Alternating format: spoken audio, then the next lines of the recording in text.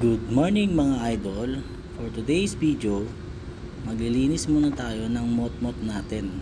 Kasi sobrang dumi na niyan. Tagal ko na kasing hindi nalilinisan yan simula nung nag-uulan. Ngayon, babanlawan natin siya at lilinisan para maging bago naman siya ulit. So, ito na nga po, binabanlawan muna natin siya ng tubig. Pinupunasan para matanggal ang alikabok. Para pag nagsabon tayo, swabing swabe at walang kagasgas-gasgas. So, let's go! Sa mga oras nga pala na to, wala kaming masyadong customer niyan. Kaya ang ginawa ko na lang, naglinis na lang muna ako ng motor. Tanggal bagot na rin at tanggal inip. Dahil maghapon, wala man lang kaming ka-customer.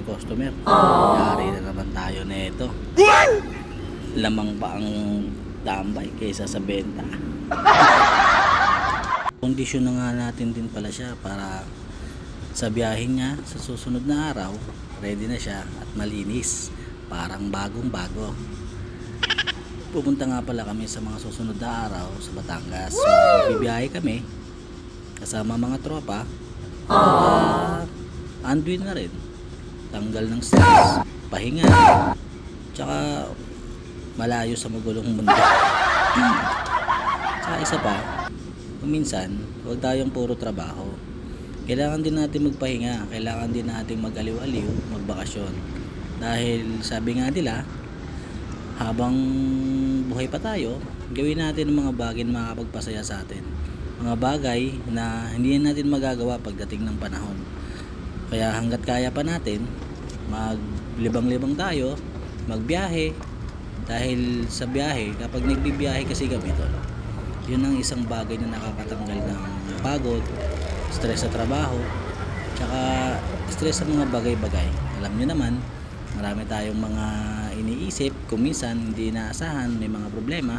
Pero kahit na may mga problema, kailangan libangin pa rin natin ang sarili natin. Huwag tayong magpapadala sa problema dahil ang problema nandyan lang yan. Hayaan nating problema ang mga problema sa atin, di ba? Gago!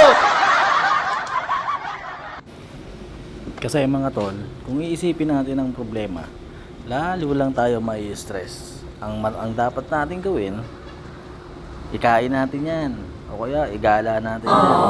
O kaya naman mag-travel tayo. Kahit na sabihin natin na isang araw lang yan o 2 araw lang yan, makakalimot at makakalimot ka, mapapalitan ng panibagong saya.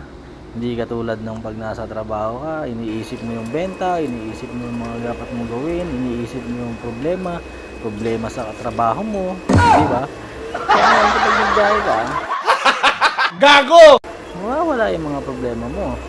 Napapalitan siya ng panibago.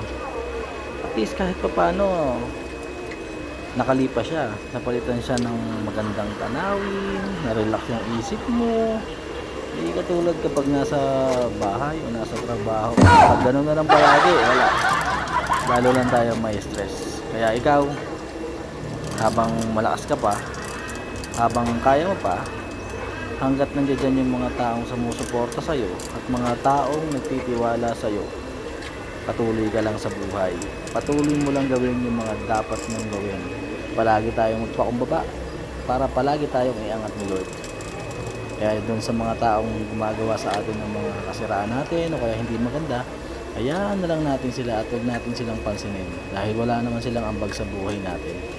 Kaya tayo, gumawa na lang tayo palagi ng tama at mabuti sa kapwa.